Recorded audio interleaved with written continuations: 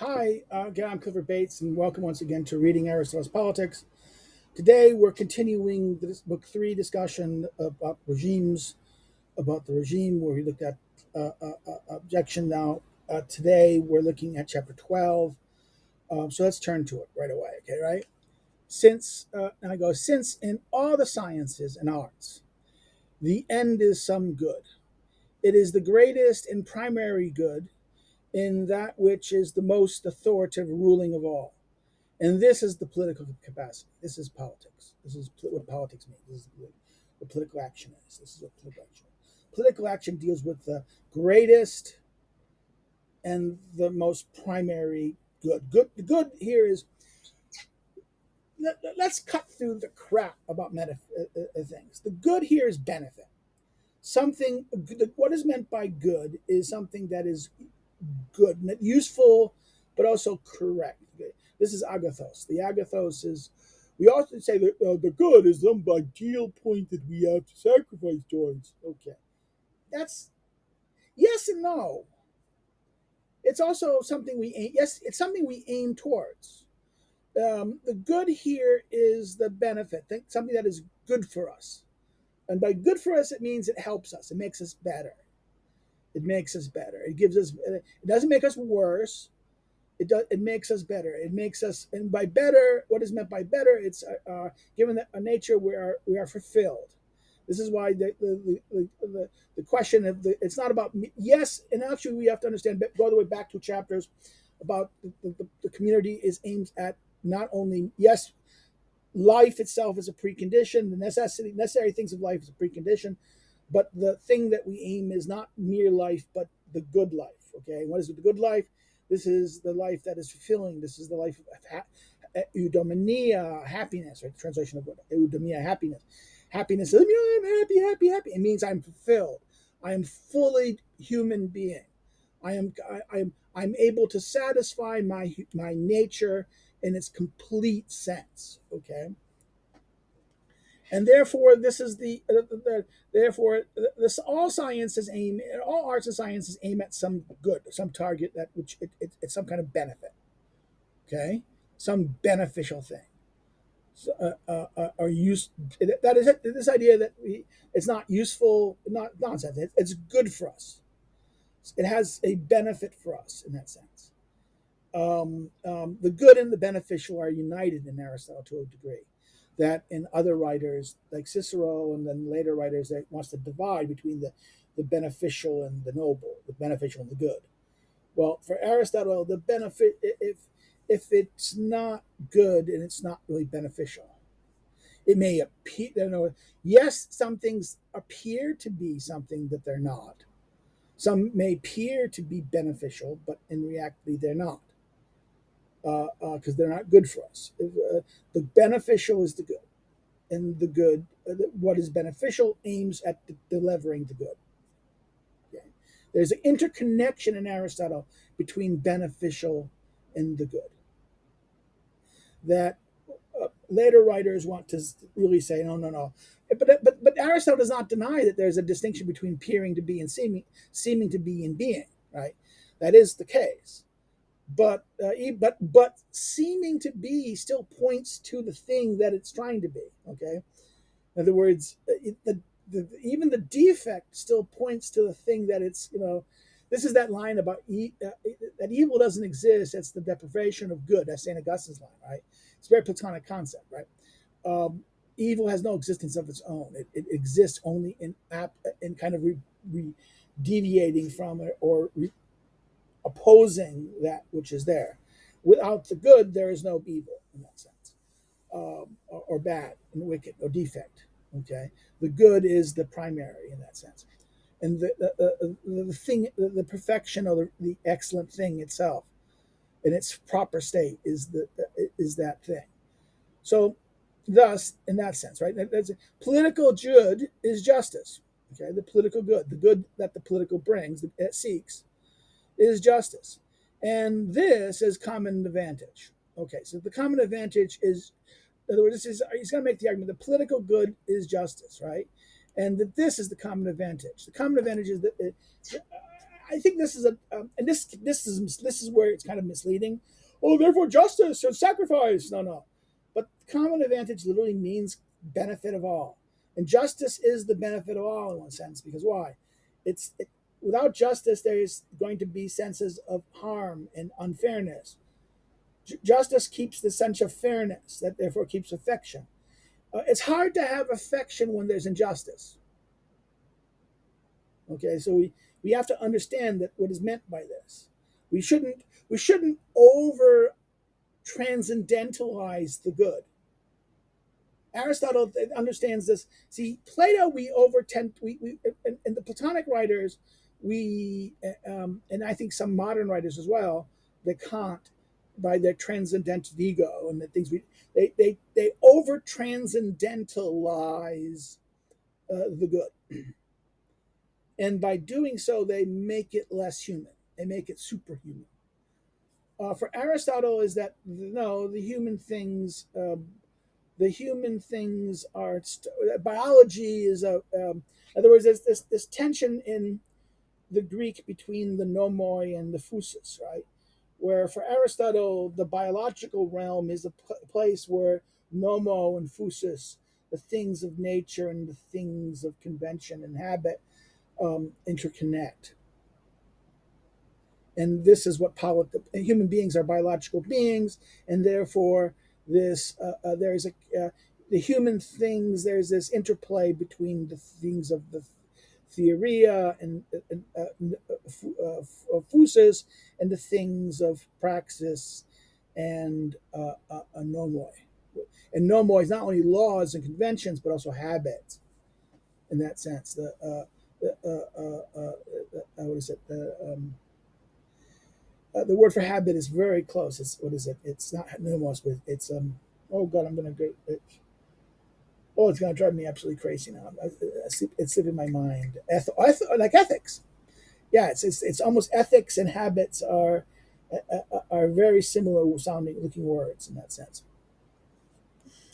And that's continued here. So therefore, this idea of political good is justice, and this is the common advantage.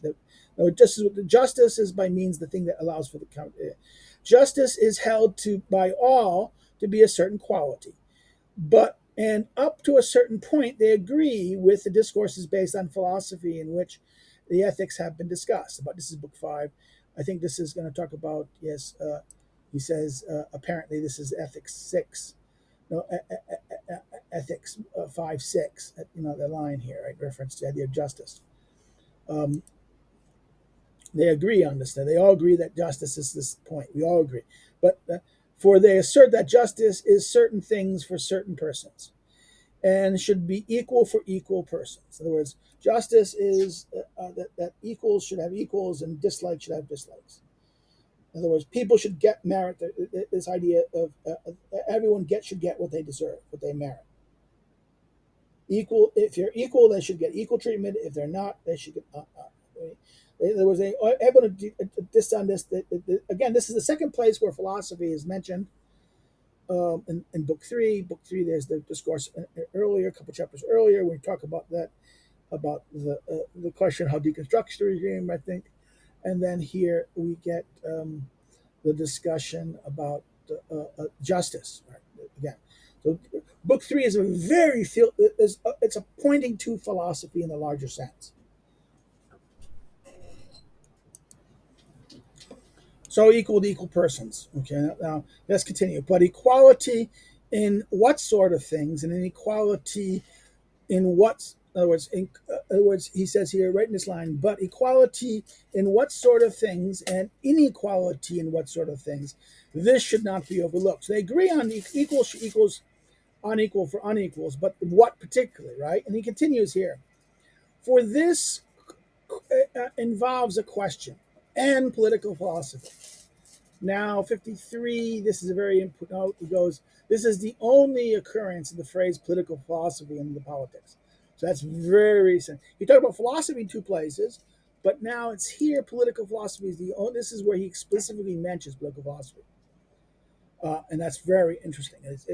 Not in book 7 here. And about this problem of justice, right?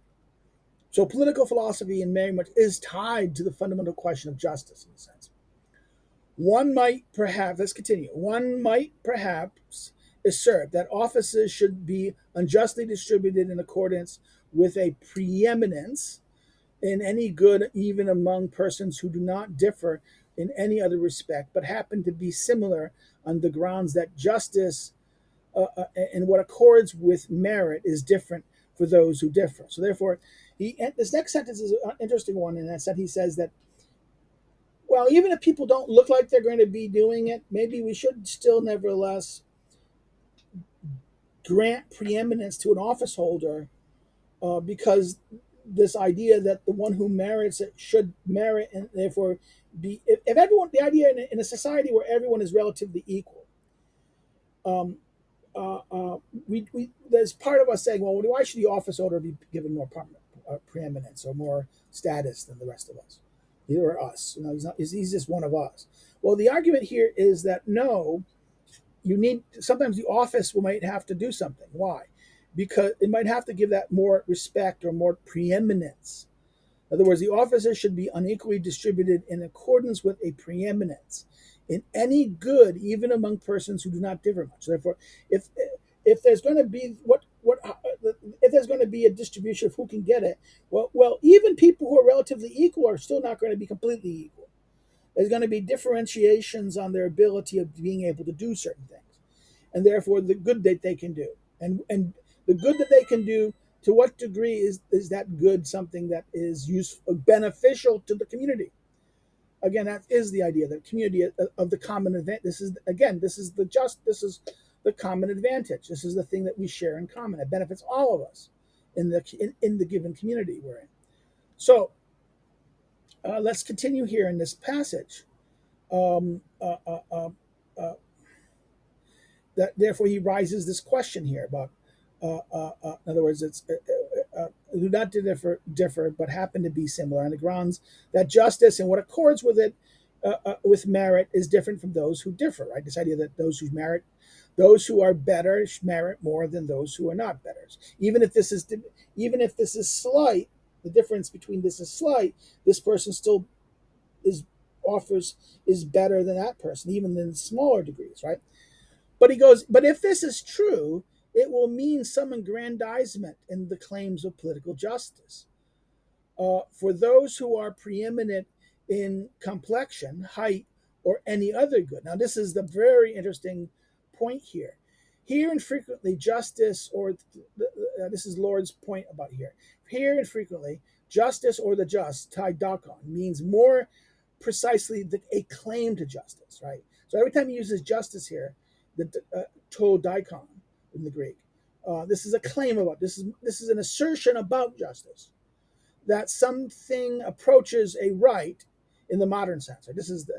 And I think Lord is right here. This is where when the Greeks speak of justice today, we speak of rights, a right to something. Okay, that's why it's why in one sense we can say when they say daikon, we can say justice, but also we can say right, a right to it, right? Aggrandizement, pleonexia, literally is having more. So in other words, when the text translation of aggrandizement means having more, has the strongly negative connotation of taking something. When I aggrandize, or if I'm going to be phalonexia in the Greek, I'm going to take more than I deserve, more, having more, unjustly, in the sense that too much, in that sense. Maybe I don't, this is that point he's trying to do. This is what the Lord note is useful here, for that we understand the difference here. And political justice, therefore, some aggrandizement, taking more by those who have different claims. In other words, there's a danger. Some merit, some differencing of merit. Well, how we differ? We can differ not only in virtue, but also height, weight, looks. And he says, and this is what he says: for those who are preeminent, shine. Preeminent means stand out. They stand out. They're not like everyone else. Preeminent means that I'm here, you're there. I'm out, standing out from something. Preeminent means he's out from the crowd. He's out from the many. It's just noticeable. Someone. This is what notables mean. In fact, you're noticeable. You're different, right? So therefore, the preeminent in complexion, beauty, beautiful people. Actually, we know this. Beautiful people are often liked more and also picked more. This is known in political science. Trust me, an ugly person and a beautiful person. If you're going to go for a competition, it's going to be the beautiful person will win. The more attractive person will win. More people will be attracted and like the more better looking person. Same thing with height. There's a leadership study about why did George Washington ultimately get picked to be the leader. At the Continental Congress says he was the tallest man in the room. What happens is our ape mind we're still apes in this sense. Our ape mind will look at height and saying, "Oh, that's big man. He's the one we should go look at." So therefore, we still look at these kind of things like height, attraction, and other things that qualities, goods. He said, good things. Now, it's better to be pretty than it's more pleasant to be pretty than it is to be ugly. Okay, it's more pleasant to be tall than too short, right? In other words, something. Of course, this is a mean. Sometimes you can be too high and therefore, but attractive, height, healthy. These goods. These are goods, and that they are the goods, and the opposite of them, unhealthy, too short, ugly. These things are not goods. They're not they may not be that detrimental, but they are not still positive. So then he continues here. Is this not plainly false? The argument is the aggrandizement. In other words, once you aggrandize, this is going to lead to an aggrandizement. And therefore, this idea that the distribution of these offices and justice, in this sense, will lead to an aggrandizement, right? Is this not plainly false? That it is false is evident in the case of the other sciences and capacities, where the flute players are similar with respect to the art. In other words, aggrandizements in fruits is not granted to those who are better born. So therefore, in the arts, it's those who have the talent. But the question of aggrandizement of talent is not necessary to those who are better born. It's not something innate, something that may be the skill you. We don't. This is a much more difficult complex here. Again, as a footnote here, 55. The term here is eugenia from genos, of family, right? A better born, right? It does not come from this eugenics, right? Eugenia.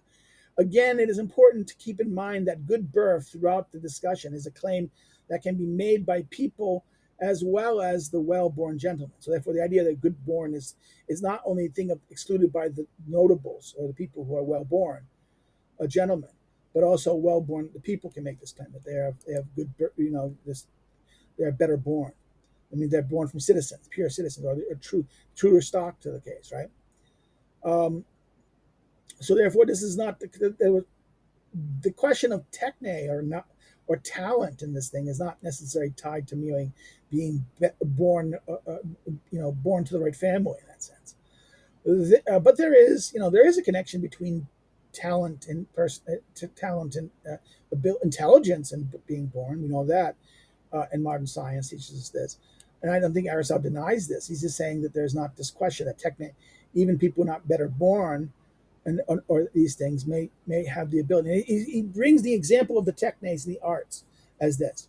And he continues, they will not play the flute better on this account, but it is the one who is preeminent in the work, that preeminence in the instrument should be granted. So therefore, the one who is able to, the working of the instrument, the work of the instrument, the one who can use the instrument, working the instrument to the purpose of its effectiveness.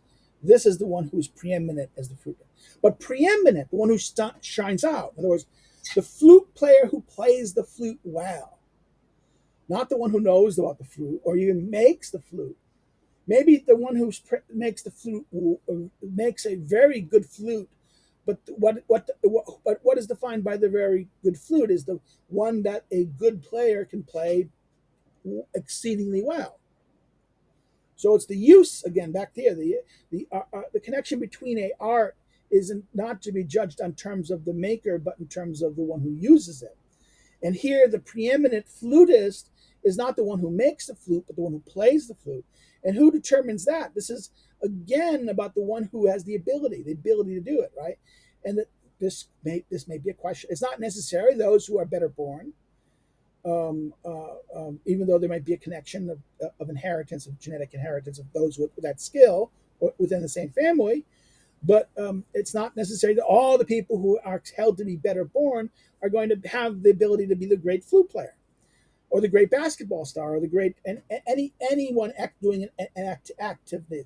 An example here again is flute. That's why he picks the flute, of playing it. This is what is meant by the flutist, right? Um, and he says, but it is to the one who is preeminent in the works that is preeminent, that preeminence and the instrument should be granted. But then again, this is but aggrandizement. What is but aggrandizement is getting more of the art. In other words, it's very difficult to talk about the aggrandizement of an art scale. In other words, someone is, in other words, and this is why this example here doesn't really work. It's something odd about it. Um, the aggrandizement of authority is different than the aggrandizement of knowledge.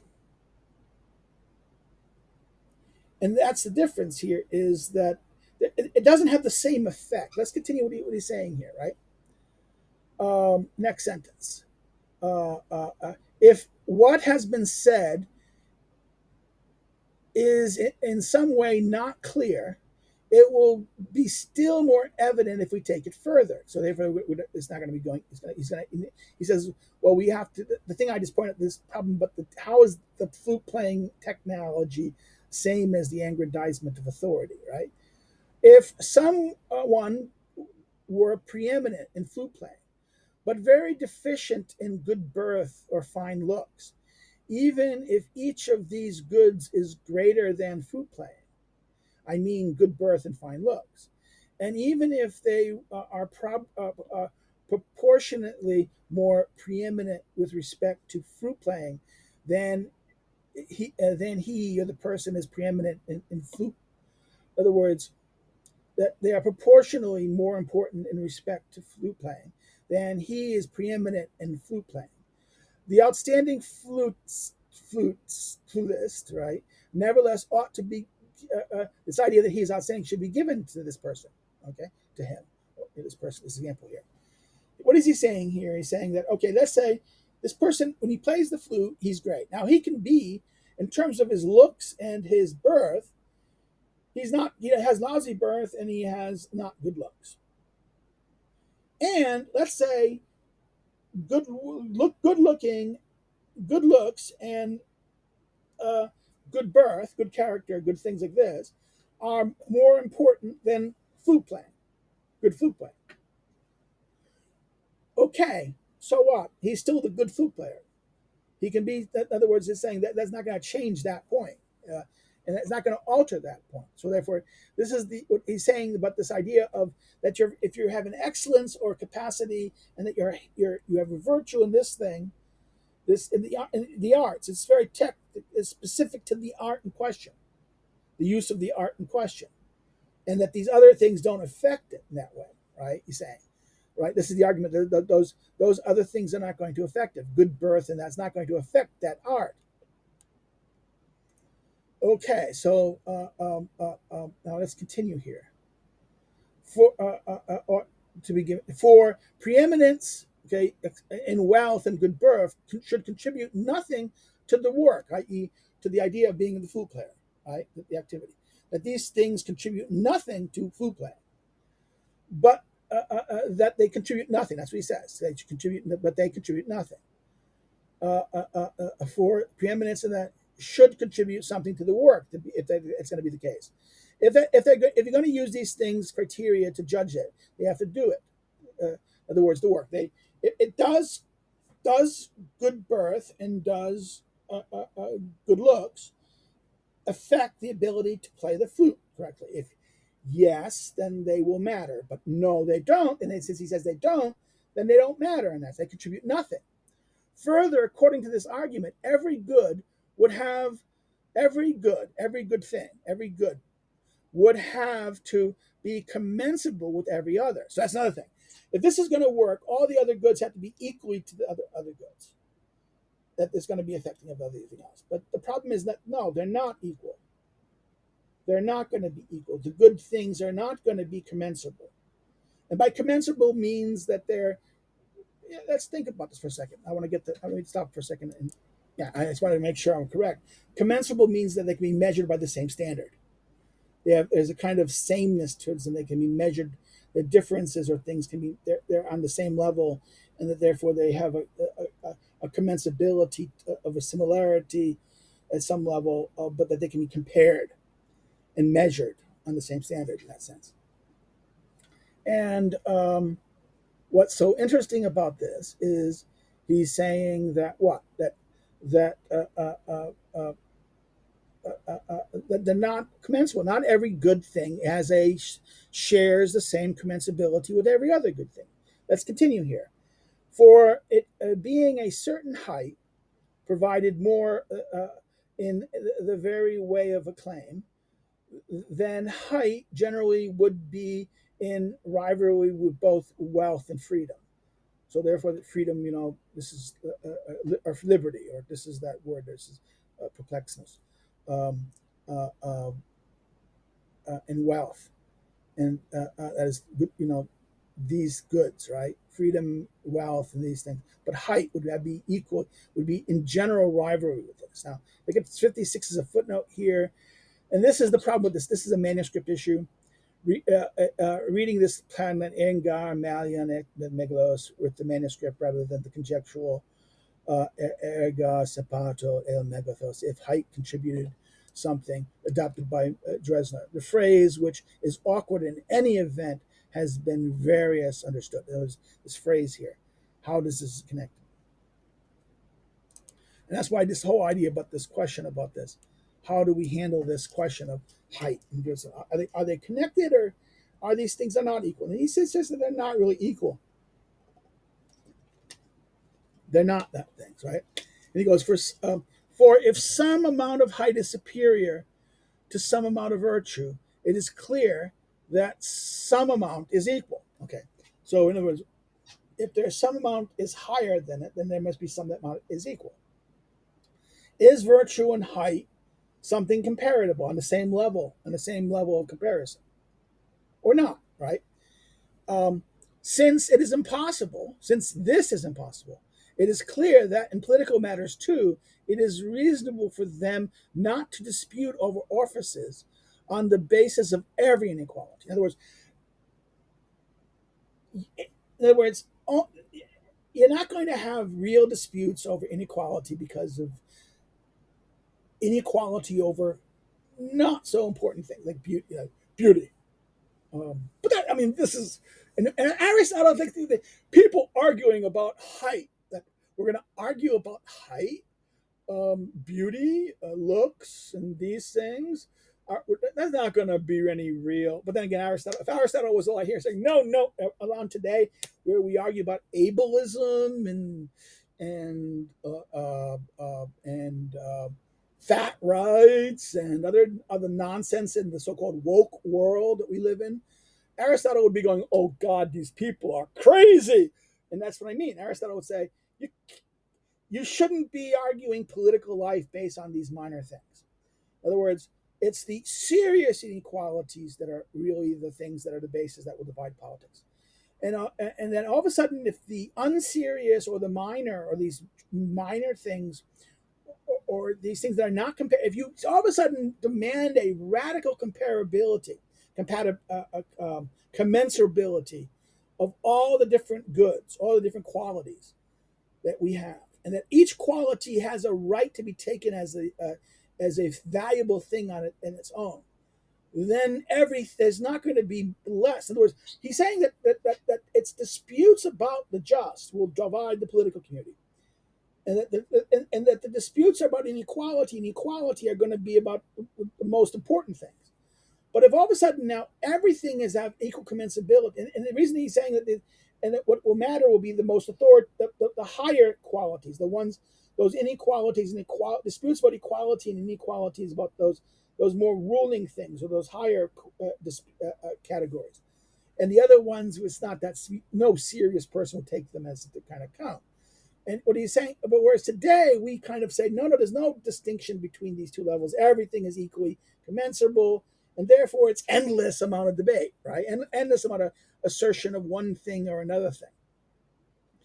And isn't this what the whole point of intersectionality is?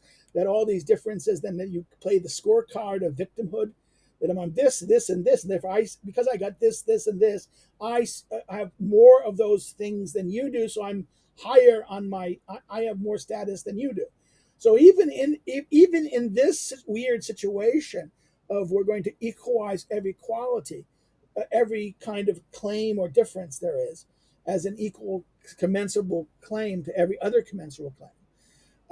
The modern left tends to, through intersectionality, tends to create a mechanism by which we can then rank who deserves to be more of a victim and therefore more properly should be deferred to than those who should and who are less one and therefore should be submit themselves to some and kind of submission to for their badness right. That's the whole mindset. And he continues here. Let's continue right this. Repeat this line. It is impossible. It is clear that in political matters, too, it is reasonable for them not to dispute over office on a basis of every inequality. If some are fast and others are slow, right, they should not have more or less on this account. In other words, if I'm fast or slow, it's not. This should not affect politics, a political decision. He's a faster runner. Well, okay, but this is not a. He's more pretty. Okay, but this is about making the ruling. This is about picking an office holder who makes the good decisions. The problem is we're monkeys still. Monkeys see, monkey do. And because we're still monkeys, we're attracted to looks and we're attracted to these irrational things that will make some of our choices. This is why we sometimes will make bad choices. Aristotle's not ignorant of this thing. This is why he says, if some are fast, others slow, this should not have more or less on this account. It is the gymnastic contest that is being outstanding in these things that win honors. So therefore, the faster slowness, that being fast or being slow, where that being fast wins you an honor, where being slow does not. It's the race, the Olympic contest, not necessarily the political contest, but a racing contest, right? The dispute necessarily occurs in respect to those things that constitute a polis, a city. In other words, this dispute is about the question of what constitutes a polis and what brings honor in a polis in that sense. And what brings honor should help develop what constitutes a city. What the city is constituted of, right? It is reasonable, therefore, that the well-born, the free, and the wealthy have a claim to honor. Why? In other words, it is reasonable that these three claims, the well-born, the free, and the wealthy, have a claim to honor. For there must be both free persons and those paying the assessment. In other words, you need people, one, and you need people, a multitude of people. You don't have enough, you don't need people to do things and provide the means of doing things if the city won't exist. And then you need people with money and resources so that things, since a city cannot consist wholly of those who are, the word poor is a prior, means without means. You cannot have a city with people with nothing, or any more than of slaves. In other words, you cannot have a city of people with no resources, nothing, or people who are just slaves. That's not a city. City is composed of people with some resources, right? Um, um, yet if these things are needed, So also it is clear are the virtues of justice and the military virtue. Now this is 58. This is a weird political rather than military by Ross, accepted by Ross. Some people put political virtue. This is a part of the text. This is, but it can be the questions of virtue, of justice, being just, and of political virtue, the virtue of the politicos or the political of the marsh, the military virtues, right? Um, this is a textual gift that there's a dispute about in the manuscripts. Different original manuscripts. Some will say politicon, or some of them of the soldier, the military, strategical. Um, so therefore, this is the question. That therefore, you need to have some. Even if that is the case, that these things are there, you still need justice, and you still need the virtue of justice, and the virtue of the politicos, or the strategos, or the people who do in the military arts, being a soldier, right? Um, um, it is not possible for a city to be administered without these things. So these are the necessary things. Now he will go further into this, the necessary parts of the city in book 4, when he discusses the city again, in particular chapter 4, the first half of book 4.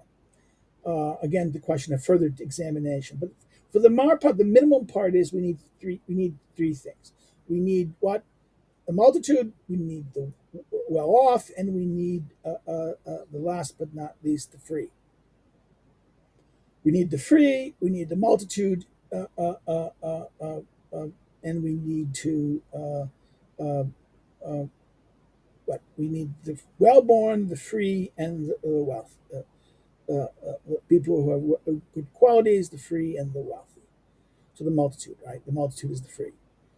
The well-born, that, and the wealthy to claim honor. These are the claims, um, and that and also there can be no city without those. And but at the same time, we still need the virtue of what? Justice and uh, political virtue or military virtue, depending on the strategy. I think both. It is not possible for a city to be administered with these things, but whereas without the former elements, there cannot be a city. Without the latter, it cannot be beautifully administered. So, in other words, these things, the well-born, the free, and the wealthy, are necessary things for the city. Therefore, they are things needed for the city.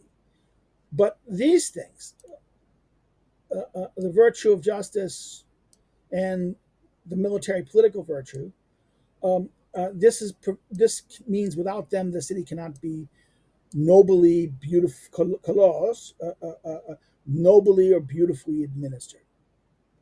Here is where we end this today's section, chapter 11.